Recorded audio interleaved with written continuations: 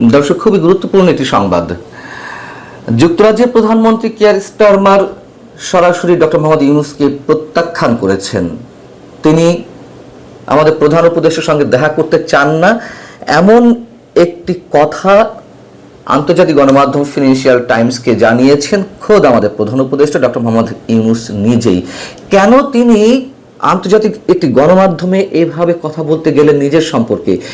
এতে কি তিনি নিজেকে ছোট করলেন না, নাকি সজ্ঞানেই ইচ্ছাকৃতভাবেই কোনো বিশেষ কৌশলে তিনি এই কথাগুলি সেখানে বললেন? সে বিষয়ে আলোচনায় যাব। তার আগে আপনাদের একটু জানিয়ে রাখি, ফিনান্সিয়াল টাইমস যুক্তরাষ্ট্র ভিত্তিক গণমাধ্যম। এই ফিনান্সিয়াল টাইমস যুক্তরাজ্যের বর্তমান প্রধানমন্ত্রী কিয়ার স্টারমার বিরোধী গণমাধ্যম হিসেবে পরিচিত।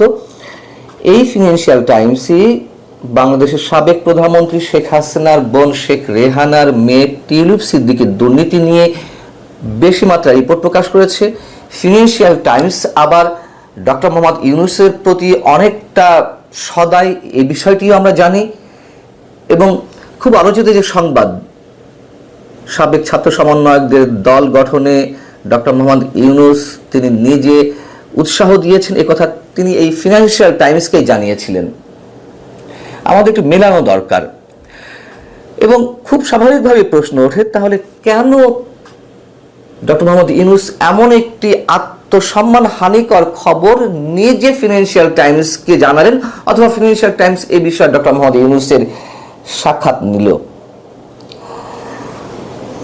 অনেক কিছু বোঝা আছে আমাদের। এই রিপোর্টটির শিরোনাম হচ্ছে Keir Starmer declines to meet Bangladesh leader, tracking down missing billions dollar.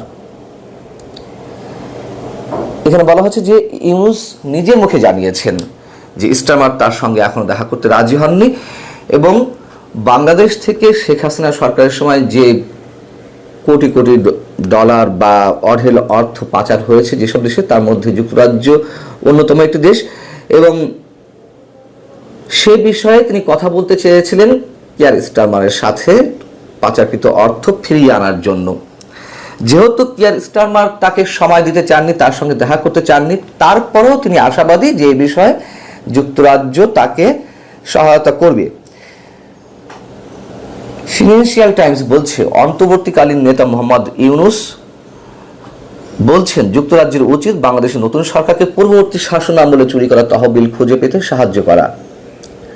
এমনকি ফিনান্সিয়াল টাইমস যুক্তরাজ্য সরকারেরই যেসব সরকারি কর্মকর্তার সাক্ষাৎকার নিয়েছে তাদের বরাত দিয়ে বলছে যে তারা নিশ্চিত করেছেন বর্তমানে স্টারমারের ইউনূসের সঙ্গে দেখা করার কোনো পরিকল্পনা নেই, এবং এ বিষয়ে আর কোনো ধরনের মন্তব্য করতে তারা অস্বীকৃতি জানিয়েছে। এই প্রতিবেদনে বলা হচ্ছে, শেখ হাসিনা এবং তার আওয়ামী লীগের আর্থিক বিষয়ে, আর্থিক কেলেঙ্কারির তদন্তের বিষয়ে বাংলাদেশের মধ্যে যেই ধরনের কথাবার্তা উঠেছে বা যেসব নিউজ বের হচ্ছে, এতে করে স্টারমারের যুক্তরাজ্যের লেবার পার্টির উপরে বিরূপ প্রভাব ফেলছে। আমি প্রথমেই যে কটি কারণ বলছিলাম একটু মিলিয়ে দেখা দরকার। তার মধ্যে একটি হচ্ছে ফিনান্সিয়াল টাইমস কিয়ার স্টারমারের বিরোধী গণমাধ্যম হিসেবে পরিচিত, এবং তার একটি প্রমাণ তো এখানে পাওয়া গেল। এখানে বলা হচ্ছে যে জানুয়ারিতে দুর্নীতির অভিযোগে জর্জরিত হওয়ার পর তৎকালীন দুর্নীতি বিষয়ক মন্ত্রী অর্থাৎ টিউলিপ সিদ্দিকী, যিনি স্টারমারের খুবই ঘনিষ্ঠ হিসেবে পরিচিত, তাকে পদত্যাগ করতে বাধ্য হতে হয়। এবং সবশেষে টিউলিপ সিদ্দিকী যে ডক্টর মোহাম্মদ ইউনূসের সঙ্গে দেখা করতে চেয়েছিলেন, তিনি মন্তব্য করেছিলেন যে একসাথে সরাসরি বসলে টিউলিপ সিদ্দিকীর সাথে বাংলাদেশ সরকার, বর্তমান অন্তর্বর্তী সরকারের যে ভুল বুঝাবুঝির অবসান হয়েছে সেটির অবসান ঘটতে পারে। কিন্তু ডক্টর মোহাম্মদ ইউনূস বলছেন না, তিনি টিউলিপ সিদ্দিকীর সঙ্গে দেখা করবেন না। এটি ফিনান্সিয়াল টাইমসকে আবার সরাসরি তিনি জানিয়ে দিয়েছেন।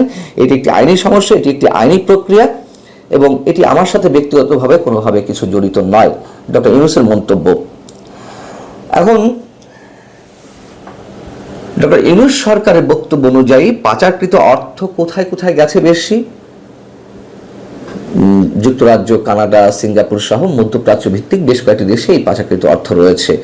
এবং যেটি এই প্রতিবেদন জানাচ্ছে যুক্তরাজ্য সফর দিয়েই শুরু এই পাচারকৃত অর্থ উদ্ধার করতে ডক্টর মোহাম্মদ ইউনূস যুক্তরাজ্য দিয়ে শুরু করেছেন এবং তিনি আরো অনেক দেশ সফর করবেন।